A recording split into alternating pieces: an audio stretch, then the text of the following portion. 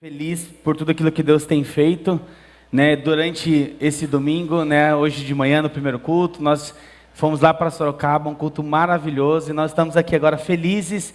E eu digo isso para vocês, é com muita alegria que nós servimos essa comunidade. Eu tenho certeza que você que serve faz parte também, é com muita alegria. Antes de nós irmos para a mensagem, dois recados importantes. O primeiro, nós tivemos o Different Camp semana passada. Faz barulho aí, gente, vai. A molecada tá mais aqui agora no culto à noite. Acho que vocês estavam dormindo de manhã, alguns de vocês, hein?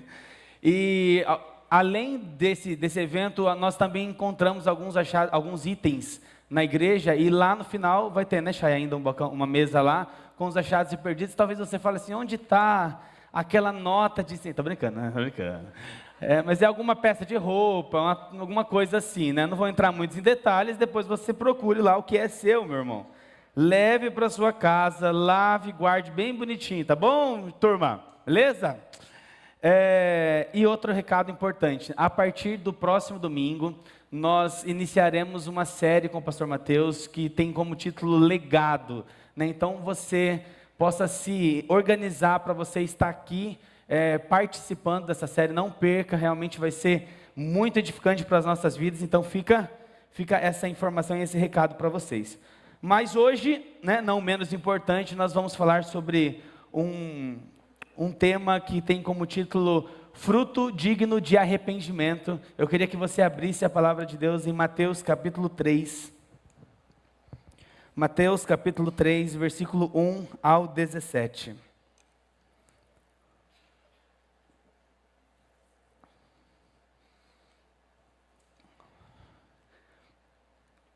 Olha, os 3 cultos cheios, muito, muito feliz, gente, muito feliz, porque isso é sinal de que nós estamos sensíveis àquilo que Deus está fazendo, né? A movimentação de Deus e a resposta da igreja, isso é muito, muito legal. Mateus 3, você pode acompanhar aí junto comigo, né? Ou ali no telão, ou na sua Bíblia, diz assim: naqueles dias apareceu João Batista pregando no deserto da Judeia, e ele dizia: arrependam-se, porque está próximo o reino dos céus. Pois é a João que se refere o que foi dito por meio do profeta Isaías: a voz do que clama no deserto, preparem o caminho do Senhor e endireitem as suas veredas. Versículo 4 diz assim: João usava uma roupa feita de pelos de camelo e um cinto de couro. O seu alimento eram gafanhotos e mel silvestre. Então os moradores de Jerusalém, de toda a Judeia e de toda a região em volta do Jordão, iam até onde ele estava, e confessando os seus pecados, eles eram batizados por ele no rio Jordão. Versículo 7. Quando João, ele viu que muitos fariseus e saduceus vinham ao seu batismo, ele disse: raça de víboras, quem deu a entender que vocês podem fugir da ira que está por vir? Produzam fruto digno de arrependimento, e não pensem que podem dizer uns aos outros: temos por pai Abraão, porque eu afirmo a vocês que Deus pode fazer com que destas pedras surjam filhos a Abraão. E o machado já está posto à raiz das árvores, portanto, toda árvore que não produz bom fruto é cortada e lançada ao fogo.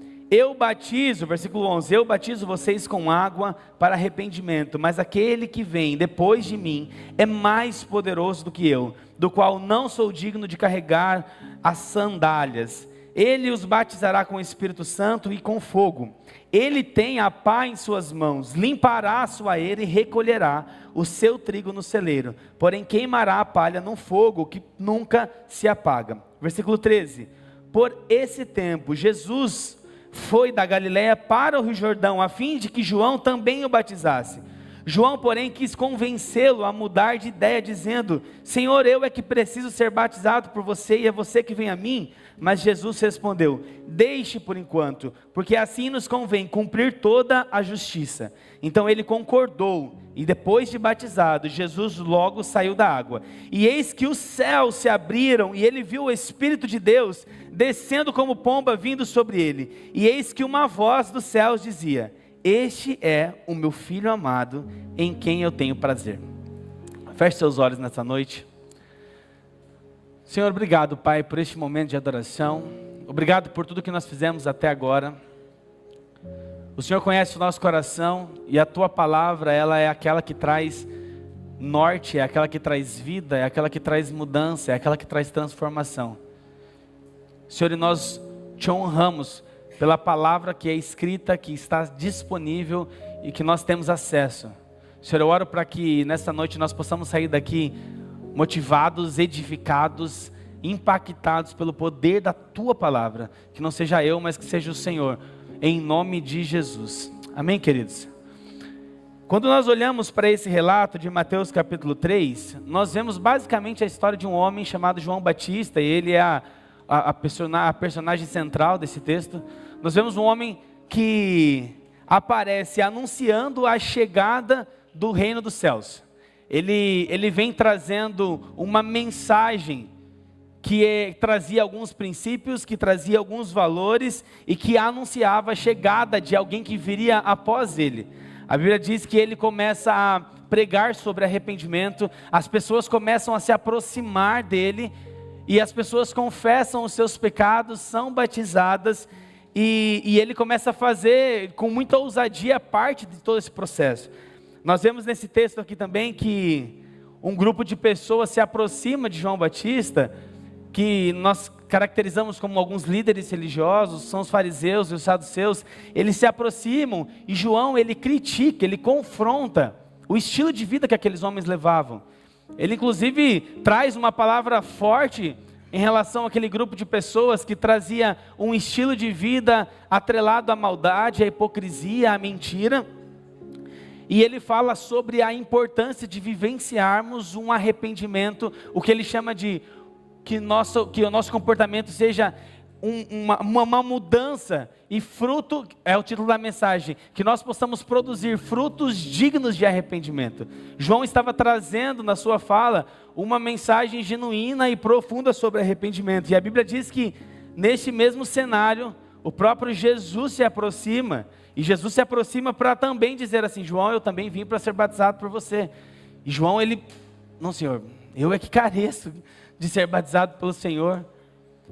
E Jesus se aproxima e fala: não, para que cumpre toda a justiça, é necessário que eu também passe por isso. E nesse momento, quando João Batista, ele batiza Jesus, nós vemos um texto que sempre mexe muito comigo, e é por isso que nós vamos meditar sobre ele, que é quando Deus, mesmo antes de Jesus iniciar o seu desempenho ministerial, Deus olha para ele, para Jesus, e ele diz assim: este é o meu filho amado, aquele que me dá prazer.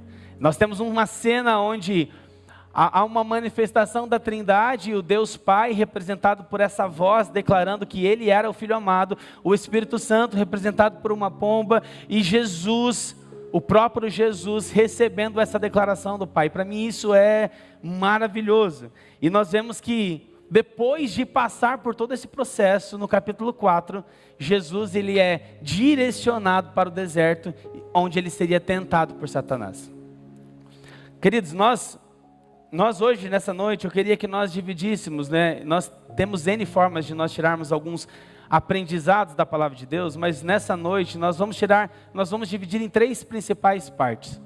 Eu queria que você me acompanhasse. A primeira parte é quando nós olhamos para aquilo que João Batista havia se tornado. A palavra de Deus diz, no versículo 3 que nós lemos, que João é aquele que se refere, o que foi dito por meio do profeta Isaías: a voz do que clama no deserto, preparem o caminho do Senhor, endireitem as suas veredas. João era um cara que, há relatos na Bíblia de que ele, quando ainda estava no ventre da sua mãe Isabel, e quando elas encontram, Maria e Isabel se encontram uma com a outra, já há uma movimentação ali nas barrigas, a Esther está grávida, e a Rebeca em alguns momentos, quando eu chego perto, sempre assim, amor? Eu chego perto, a Rebeca já fica... Existia um relato que fala que Isabel se encontrou com Maria e ambos estavam dentro da barriga ainda, e há uma conexão. João Batista seria aquele que havia sido anunciado pelo profeta. Lá em Isaías capítulo 40, versículo 3, diz que ele era uma voz que clama: no deserto preparem o caminho do Senhor. E João Batista ele vem fazendo e cumprindo essa profecia. A Bíblia diz que ele usava roupas de camelo, ele usava um cinto de couro, o cara comia gafanhoto e mel silvestre. Imagina como é que seria. Daqui a pouco eu vou mostrar uma fotinha para vocês aí, para vocês ilustrarem na cabeça de vocês um pouquinho sobre como era João.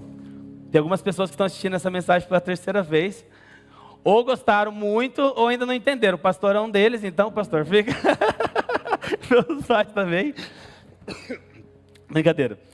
Nós vemos aqui também, quando João Batista ele está preso, e ele fala ele fica ali revoltado, porque Jesus ainda não tinha ido tirá-lo daquela prisão, e aí os discípulos de João vão até Jesus, conversam com Jesus, levam, e Jesus responde, mas em Lucas capítulo 7, versículo 26, olha o que Jesus diz: afinal, o que vocês foram ver? Quando ele estava falando a respeito de João Batista, ele fala: vocês foram ver um profeta?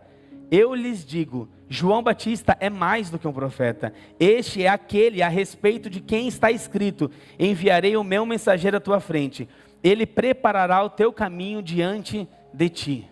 O próprio Jesus, ele afirma a respeito de João Batista dizendo: ele é aquele que Isaías profetizou lá em Isaías capítulo 40. Um dos grandes aprendizados que eu fico imaginando e tirando desse texto, dessa forma como João Batista ele se tornou a própria profecia, imagina você ficar meditando na palavra de Deus, a ponto de você se tornar a própria manifestação, ou concretizar aquilo que a palavra de Deus diz nas Escrituras. Queridos, nós precisamos meditar na palavra de Deus de dia e de noite, a ponto de nós sermos identificados e confundidos. Eu não sei, será que está falando sobre o Marco? Será que está falando sobre o pastor Mateus? Será que está falando sobre Gabriel? Por quê, cara? Porque essas características que a palavra de Deus diz, ela conversa muito com o comportamento daquela pessoa. Quando nós temos o texto de 1 Coríntios, capítulo 13, ele fala repetidamente sobre o que é o amor. O amor é bondoso, o amor é paciente, o amor é benigno, o amor não tem inveja, o amor não arde em ciúmes. Ele vem falando sobre o amor e o que nós aprendemos, e o pastor já fez alguns exercícios com a gente nesse sentido. Eu e você, junto com Deus, nós estamos amalgamados com Cristo por meio do Espírito Santo.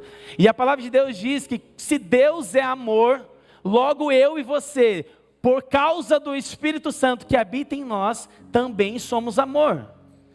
O que nós aprendemos com Isaías é nós declararmos a palavra de Deus tantas vezes e meditar sobre ela tão profundamente, a ponto de nós dizermos assim: o Marco é paciente, o Marco é bondoso, o Marco é aquele que não inveja, o Marco não é orgulhoso. Você imagina que você pode ser visto e reconhecido por meio da palavra de Deus, porque quando você olha para o texto, você vai dizer sobre você: o Marco não é grosseiro. Tudo isso está lá em 1 Coríntios capítulo 13. O Marco não exige que todas as coisas aconteçam da sua forma. O Marco não é irritável. O Marco não é rancoroso. O primeiro exercício que eu quero trazer para vocês nessa noite é para que você entenda que a palavra de Deus escrita e disponível para nós, queridos, ela pode ser parte do seu comportamento.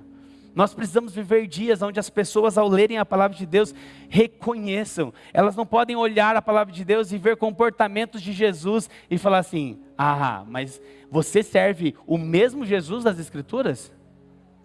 Porque se você serve o mesmo Jesus das Escrituras, cara, quero dizer, tem alguma coisa errada. Nós somos confrontados à luz da palavra. Todos os sermões que nós trazemos aqui é à luz das Escrituras. Assim como João, ele não simplesmente presenciou a profecia, ele se tornou a profecia. A Bíblia diz que existia um clamor no deserto, e João foi aquele que disponibilizou a sua voz para que clamasse e anunciasse a chegada de um rei. E era Jesus. Existe um clamor de Deus por essa cidade, e eu pergunto: quem serão as vozes que irão proclamar as verdades do reino nessa cidade de Itapetininga? Eu quero que eu e você possamos não simplesmente assistir aquilo que Deus está fazendo nessa igreja. Queridos, nós já estamos, e eu digo isso com muita alegria, nós estamos realmente engajados, nós estamos procurando formas, encontrando formas de cuidar de pessoas, e eu não quero que você olhe para tudo isso e você fale: nossa, a Paz Church lá em Itapetininga, que bênção. que estava sendo, eu quero que você olhe e fale assim: eu estava lá no início, lá no comecinho, ou lá quando nós estávamos em 2 cultos, hoje nós temos 3 cultos, hoje nós temos 4 cultos, hoje nós temos 6 cultos, e eu faço parte disso. Assim como João pode ter lido Isaías, e imagina ele tendo acesso a Isaías, falando: a voz que clama, caramba, eu sou a voz, eu fui a manifestação disso. Que você possa ser encorajado pela história de João, e que você possa também desejar ardentemente reproduzir aquilo que a palavra de Deus traz a nosso respeito. Segundo ponto que eu queria trazer: produzir frutos dignos de arrependimento. A Bíblia fala que as pessoas começaram a se aproximar de João, pessoas da Judéia, pessoas de Jerusalém, da região do Jordão, se aproximaram e eles confessaram os seus pecados e foram batizados. Opa!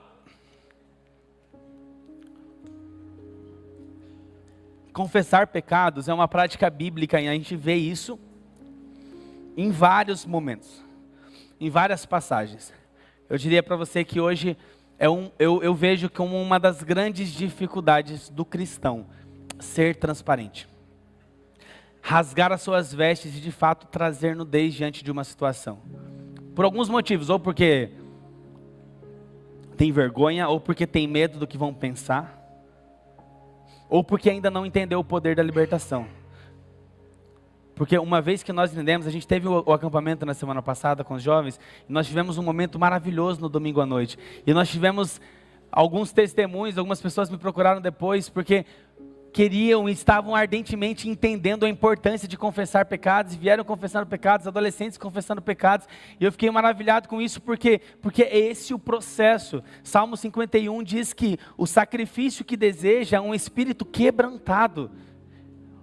O Senhor não rejeitarás um coração humilde e arrependido. Queridos, não tem como nós termos um espírito quebrantado sem transparência. Não tem como nós termos um espírito quebrantado sem confissão de pecados.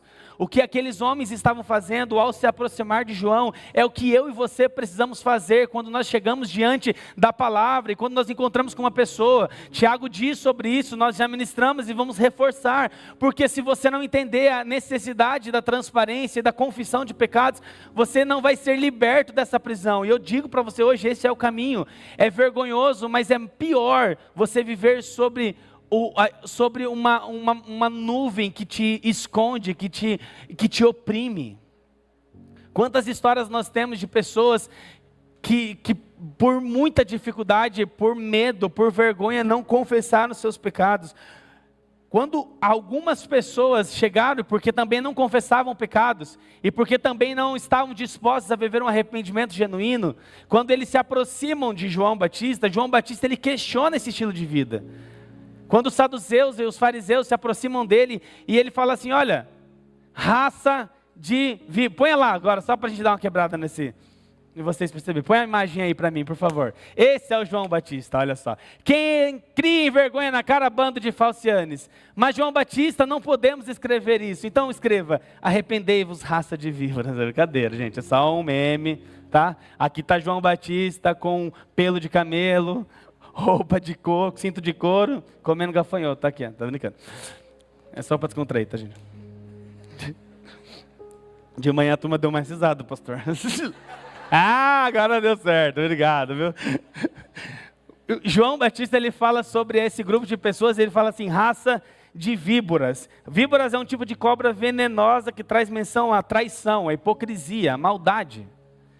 Por quê? Porque o estilo de vida que aqueles homens levavam, ele fala assim: ó, não adianta vocês virem falando que vocês são filhos ou descendentes de Abraão, porque no reino que eu estou anunciando, eu quero dizer para vocês, vocês podem ser instruídos, inspirados, mas aquilo que Deus espera é a resposta individual de cada um de vocês.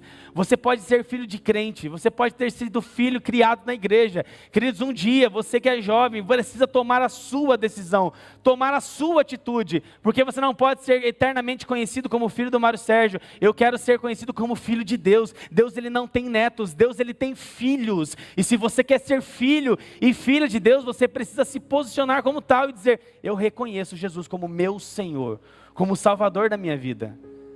Ele estava falando a respeito de arrependimento.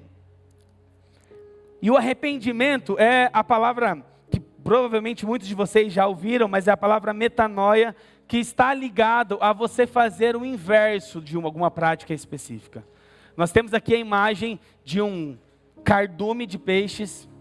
Cardume de peixe, eu tentei acertar agora, né? Cardume só é de peixe, né? Ai, meu Deus. De manhã eu já tinha esquecido. Mas temos um cardume aqui, indo para uma direção. E nós temos um peixinho que se arrependeu e tomou o caminho inverso. O arrependimento, queridos, não é simplesmente você parar de nadar em uma direção específica. É você inverter 180 graus e fazer exatamente o oposto daquilo que te levava para pecar. O arrependimento, como parte do processo de arrependimento, está a confissão do pecado, está parar de cometer aquilo que te traz, que te distancia de Deus, mas é você fazer o inverso. Olha o que diz em Efésios capítulo 4, versículo 28. Quem é ladrão, pare de roubar. Em vez disso, repita comigo, em vez disso, use as mãos para trabalhar com empenho e honestidade, e assim ajudar generosamente os necessitados. O que está dizendo aqui? Se você estava em direção ao cardume, roubando, nós vemos aqui em Efésios dizendo, pare de roubar, e em vez disso, use as mãos para trabalhar com honestidade e seja generoso. Vocês entendem que arrependimento não é só parar de fazer, é fazer o inverso. Efésios 20, versículo 31, ainda no capítulo 4. Livrem-se de toda amargura, livrem-se de toda raiva, livrem-se de toda ira, das palavras ásperas e da calúnia. Eu vou ler de novo, porque talvez com alguma dessas coisas você se familiariza. Livrem-se de toda amargura, livrem-se de toda raiva, livrem-se de toda ira, livrem-se das palavras ásperas, livrem-se da calúnia e livrem-se de todo tipo de maldade. E olha o que ele diz, em vez disso, fala comigo, em vez disso, sejam bondosos e tenham compaixão uns dos outros, perdoando-se como Deus os perdoou em Cristo. Ele está falando, se o seu caminho direcionava para amargura, raiva, para ira, para maldade, para as palavras ásperas, para calúnia, pare de fazer isso e em vez disso, que saia de você bondade, compaixão e perdão. Você entende que o convite que João estava fazendo, quando ele estava anunciando o reino dos céus, ele estava falando a respeito de nós termos uma mudança de comportamento. Quando nós ouvimos sobre arrependimento, isso precisa vir na nossa mente. Quando nós olhamos Atos capítulo 16, existiam um soldado que havia prendido Paulo e Silas, açoitado, machucado. E esse homem, quando estava na prisão e tudo acontece, o terremoto acontece e eles são libertos, a palavra de Deus diz que esse soldado, ele se inclina, ele se arrepende, e aquele que prendeu, que açoitou, que machucou, em Atos capítulo 16 diz assim, esse agora é aquele que estava lavando as feridas de Paulo e Silas. O chamado de Deus não é só para você parar de machucar, é para você lavar as feridas de quem você machucou, ou de quem foi machucado. Paulo foi um grande perseguidor dos cristãos. Quando Paulo se arrependeu genuinamente, ele entendeu que o intuito e a missão dele não era simplesmente parar de perseguir, era ser um dos maiores propagadores do Evangelho. Ele saiu de perseguidor para propagador do Evangelho. Um dia ele perseguia os cristãos, outro dia ele estava sendo perseguido pelo fato de ele estar carregando essa mesma mensagem. O chamado de Deus para nós, quando se fala de arrependimento, é nós fazermos assim como esse peixe. É nós mudarmos a rota. É nós caminharmos no sentido contrário. Qual é o pecado que está arrastando na sua vida, que está te acompanhando? Se você fosse pensar qual é o inverso deste pecado, qual seria? Eu trouxe alguns exemplos aqui. Talvez aquele cara que era, ou aquela mulher que era fofoqueiro. Fofoca demais, fofoca. Não é só parar de fofocar não, irmão. Agora você precisa entender que você precisa ser o melhor conselheiro e a melhor conselheira que existe. Se da sua palavra sair a fofoca, que saiam agora palavras de valor, palavras de verdade, palavras de bondade, que você deixe de ser alguém que propaga uma mentira, se o problema é mentira, para você ser alguém que propaga a honestidade e propaga a verdade. O chamado de João nesse texto que nós tomamos como aprendizados é: se eu tinha um problema de ser muito briguento, e eu brigo com todo mundo, e nada está bom para mim, que você passe a ser então uma pessoa que intermedia situações. Um bom intermediador. Esse vai ser o motivo da sua oração. Deus, eu não quero só parar de brigar, eu quero começar a intermediar.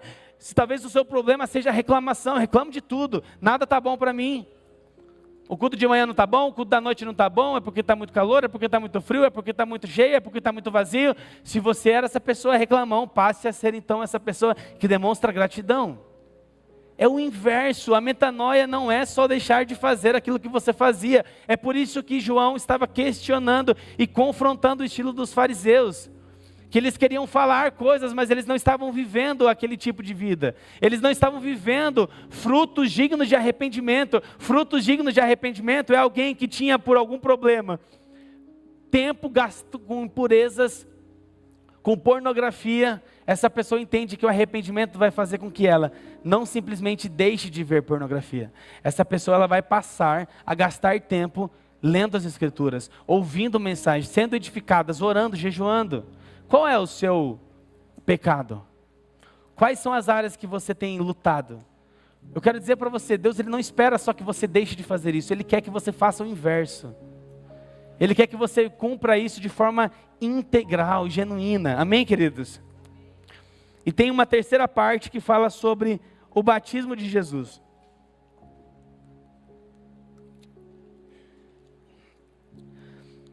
Jesus então ele chega nesse cenário. João já tinha falado, anunciado, já estava pregando, e Jesus chega no meio disso. A palavra de Deus diz que ele sai ali da Galileia, e ele chega para também ser batizado. E aí João tenta impedi-lo, dizendo assim: olha, Jesus, cara, há coisas na minha vida das quais eu preciso me arrepender, e você quer vir aqui, não.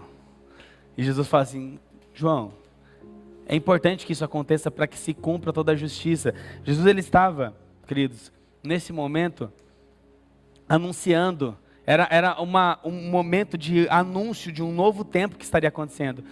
A partir daí é que o ministério específico de Jesus estaria iniciando, estaria acontecendo. Todos aqueles milagres que nós vemos Jesus fazendo foi depois disso. Até então ele ainda não tinha feito, e aí esse momento que marca uma nova fase, marca a identificação dele com os pecadores, até porque Jesus ele também não tinha pecado, mas ele foi crucificado, ele não tinha culpa, e ele assumiu a nossa culpa. O peso do pecado que estava sobre nós, ele carregou naquela cruz. Ele não precisaria disso, mas ainda assim ele foi, e as pessoas começam a se identificar com Jesus. Mas o que me chama a atenção nesse terceiro ponto que eu quero fechar com ele, é quando Deus olha para Jesus em obediência, e Jesus obedecendo aquilo que Deus esperava dele, obedecendo para que se cumprisse toda a justiça, e Deus olha para ele e fala assim: ei, olha aí, este é o meu filho, tu és o meu filho, tu és aquele que me dá prazer. Queridos, você sabia que nesse momento, quando Deus está falando isso, Jesus ainda nem tinha iniciado, como eu disse, nem tinha desempenhado o seu ministério específico. O amor de Deus, isso nós tira como aprendizado, que o amor de Deus ele não está atrelado ao nosso desempenho. O amor de Deus é imutável. Ele não está atrelado ao nosso desempenho, ao quão bom você é ou ao quão ruim você é. Ele simplesmente nos amou, e para nós recebermos esse amor, eu preciso reconhecê-lo como meu Senhor, reconhecê-lo como meu Salvador. Mas não tem nada que eu possa fazer para ele me amar menos ou me amar mais. O Luciano Subirá, ele conta uma história de que o filho dele estava com medo de falar um pouco sobre as suas notas, e ele fala assim, né, filho, não tenha medo não tenha medo de apresentar para mim. E ele percebeu que o Israel estava com vergonha, ele estava meio que, né, uma nota provavelmente não seria boa, né? Porque quando a nota é boa, a gente chega com alegria, falando, olha aqui, pai, olha aqui. Agora quando não deu muito, não chegou muito lá, né? Você se perguntar, eu falo, né? Não faz isso, hein, Joyce? Chega lá, assuma a responsabilidade. E aí ele fala que o filho dele chegou e ele foi ministrando sobre ele. Ele falou, olha, eu não vou te amar mais, ou não vou te amar menos, porque a sua nota foi pior ou foi melhor. Eu te amo e pronto, acabou. E aí ele foi ministrando um pouco sobre isso, e ele falou que o filho dele foi entendendo, só que foi ao extremo. Então tá tudo bem, né? Então se eu não tiver uma nota muito boa, ele percebeu que ele começou a interpretar, ele falou, opa, espera um pouquinho. Realmente não vai mudar o que eu sinto por você, mas se você quiser me agradar, estuda mais e tira nota boa. O que Deus está trazendo? Existe um aprendizado aqui, que o Senhor nos ama, isso é imutável, mas se você quiser agradar ao Senhor, nós precisamos viver uma vida em santidade. É isso que Jesus vivia até aquele momento, uma vida em santidade. Queridos, eu não sei você, mas eu anseio e eu vivo ansiando para que constantemente eu possa ouvir isso do meu Pai Celestial, dizendo, ei Marco, você é o meu filho amado, eu tenho prazer na sua vida, eu tenho prazer na forma como você vive, eu tenho prazer na forma como você renuncia, eu tenho prazer na forma como você se quebranta. Nós precisamos como cristãos ansiar por ouvir isso de Deus, dizendo assim, este é o meu filho amado em quem eu me comprazo. Nós vemos que depois do capítulo 3, Jesus ele é conduzido pelo Espírito para que ele fosse ser tentado no deserto. No capítulo 4, nós vemos Satanás se aproximando de Jesus, e ele coloca algumas coisas em xeque. Ele fala assim, se tu és mesmo o Filho de Deus, se tu és mesmo o Filho de Deus, transforme essas pedras em pães. Se tu és mesmo filho de Deus, joga-te daqui para baixo. Se tu és mesmo filho de Deus, se prostre e me adore, e eu te darei todos esses reinos. Existia uma declaração que Satanás sabia que, se isso entrasse em xeque, ele poderia conseguir espaço na vida de Jesus. Jesus, muito crente, tem boas respostas bíblicas, e ele responde com muita... Ele era crente mesmo, Jesus. Ele responde, dá uma resposta boa para cada um dos temas, mas o ponto aqui que me chama a atenção é o Satanás tentando perguntar para ele, se tu és mesmo filho de Deus, eu imagino Jesus falando assim, cara, põe outra coisa em xeque, porque você quer questionar se eu sou o mesmo filho de Deus. Eu queria falar para você, Satanás, você chegou tarde demais. No capítulo 3, o meu pai apareceu para mim por uma voz e ele disse que eu era o filho amado dele. Então se você quiser tentar colocar alguma coisa em xeque, tenta outra coisa, porque a filiação, cara, o meu pai me lembrou que eu era amado por ele. O meu pai me lembrou antes de eu vir para o deserto que eu era amado por ele, que eu dava prazer para ele. Queridos, isso gerou um temor tão grande quando eu estava meditando sobre esse texto, porque eu preciso lembrar para minha filha todos os dias, enquanto ela for para o deserto, enquanto ela crescer, enquanto ela for para a escola, enquanto ela for trabalhar, dizendo, filha, você é amada. Filha, você é escolhida. Filha, você é amada por pai, pelo pai aqui, pela mãe ali, mas por Deus. Filha, você tem valor. Uma coisa que me trouxe temor é o quanto nós estamos cumprindo com o mesmo papel que Deus fez com Jesus, de antes de ir para o deserto, lembrar os nossos filhos, lembrar os nossos cônjuges, lembrar os nossos amigos de que eles são amados por Ele. Quantas vezes nós nos deparamos no meio de deserto, onde alguma coisa que entra em questão é, será que realmente eu sou amado por Deus? Você faz parte, e você pode contribuir para que essa verdade seja convicta na vida dos seus familiares, queridos.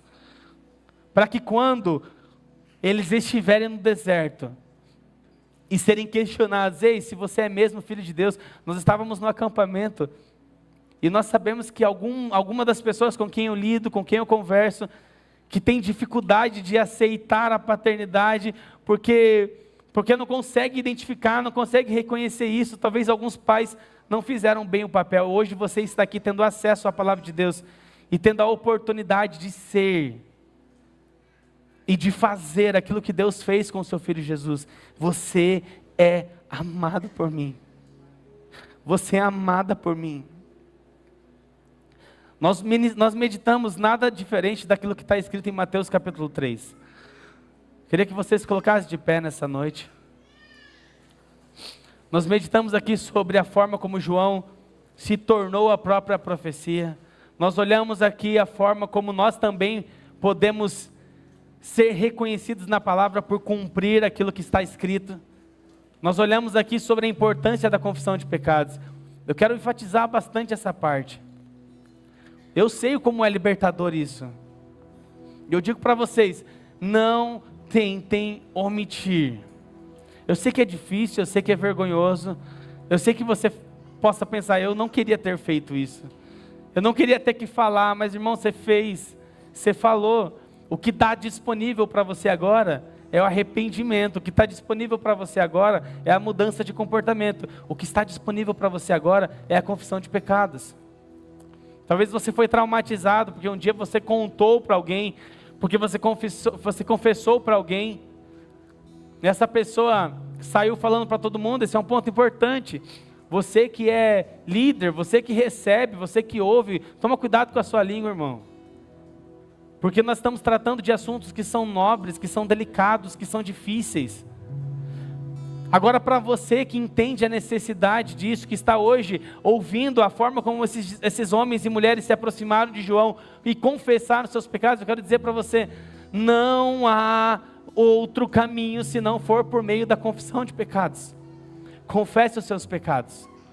Porque quando nós confessamos, o Salmo 51 diz, Ele não rejeita, o sacrifício que Ele espera é um espírito quebrantado. E não tem como ter um espírito quebrantado se nós não tivermos uma vida de confissão. Confessamos os pecados, somos batizados e nós temos a oportunidade de ouvir do Pai. Vocês são aqueles que me dão prazer. Você é o meu filho, você é a minha filha que me dá prazer. Feche seus olhos nessa noite. Senhor, eu agradeço pela palavra que foi ministrada. Senhor, eu agradeço, Pai amado, pela forma como o Senhor encontrou espaço em nosso coração para trazer verdade, para trazer confronto. Senhor, nós queremos concretizar, queremos ser reconhecidos na Tua palavra, porque os nossos comportamentos são semelhantes ao comportamento de Jesus. Nós queremos ser identificados na Tua palavra, porque nós ansiamos por isso. Nós ansiamos por sermos bondosos, sermos pacientes, não sermos grosseiros, não termos inveja, Senhor, e tantas outras verdades que a Tua palavra diz. Assim como João teve a oportunidade de presenciar e de ser a própria profecia, que eu e essa igreja possa ansiar por isso, para que nós possamos ser identificados na Tua palavra. Deus, nós vimos ali as pessoas chegando, confessando pecados. Deus, nós queremos aprender a importância de confessar os nossos pecados, para sermos curados, para rasgarmos as nossas vestes e chegarmos diante de Ti, totalmente nus, transparentes, e dizendo, Senhor, não tem como me esconder de Ti, eu não quero me esconder de Ti. Deus, e eu oro para que nós, com essa mesma convicção, possamos ansiar pelo momento que o Senhor vai dizer que nós somos filhos amados e filhos que Te dão prazer. Que a santidade nos acompanhe, Senhor, em nome de Jesus. Nós vamos cantar alguma canção e eu queria que durante esse tempo você ainda meditasse um pouco. Nós vamos chamar os líderes aqui à frente daqui a pouco e você vai ter a oportunidade de procurar um desses líderes, de confessar o seu pecado, de pedir uma oração específica, mas antes disso, eu queria que você refletisse um pouco sobre aquilo que foi ministrado, enquanto nós cantamos essa canção.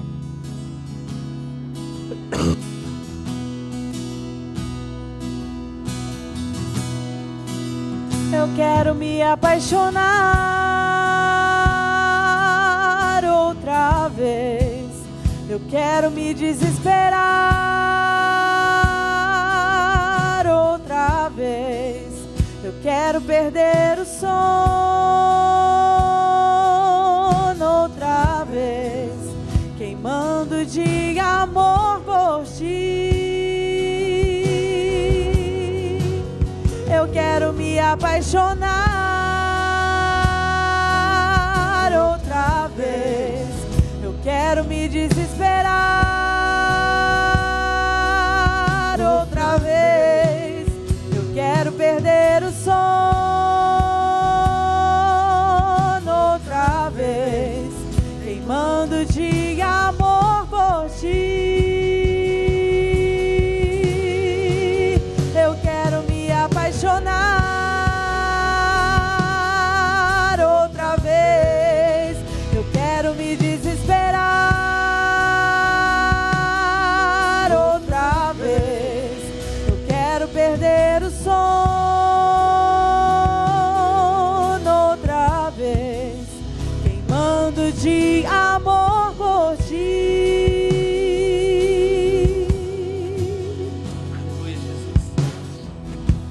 Eu queria convidar os líderes aqui à frente. Nós queremos dar esse tempo. Nós temos praticado. Você que recebeu essa palavra, aplauda o Senhor Jesus. Obrigado, Jesus. Esse é o momento que nós tiramos, e é o momento que nós te encorajamos. Talvez a resposta que você tenha que dar é: Marco, eu parei de fazer aquilo que eu fazia, mas eu ainda não estou conseguindo fazer o inverso. Esse é o momento de você pedir aqui uma oração, de você pedir ajuda. Você não está sozinho nessa. Existe uma resposta que depende da nossa parte. Talvez o que você precisa fazer é confessar pecados. Queridos, o pecado pode ser o mais sujo possível que você possa pensar. Ele não pode ser maior do que o escândalo da graça que está sobre a nossa vida. Então, se você tem pecados que precisam confessar, procure um desses líderes, procure alguém, confesse os seus pecados. Se você quiser uma oração específica também, nós estamos aqui porque nós queremos orar por você. Mas eu queria te encorajar a responder a essa mensagem, que você possa vivenciar aquilo que nós pregamos, aquilo que Mateus 3 traz como verdades, amém? Nós vamos dar algum tempinho aqui ainda, e você quiser pode vir se aproximando aqui na frente. Eu quero me apaixonar. Eu quero me apaixonar. Eu quero me desesperar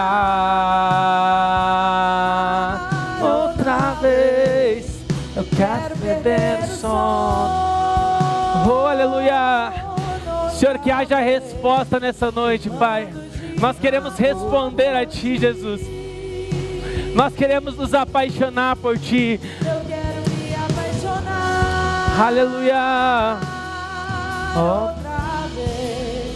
Eu quero me desesperar outra vez. Eu quero perder. Não deixe que a vergonha, não deixe que o medo seja maior do que a vontade de transformar a sua vida. Não deixe que nada, não deixe que o medo, não deixe que a vergonha te impeça de vivenciar aquilo que Deus tem para você, amém?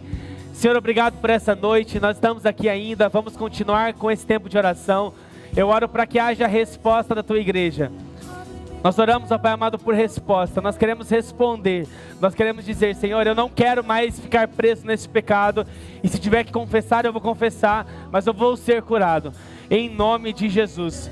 Que Deus te abençoe, que Deus te guarde. Que você tenha uma semana abençoada. Um domingo, um finalzinho de domingo abençoado.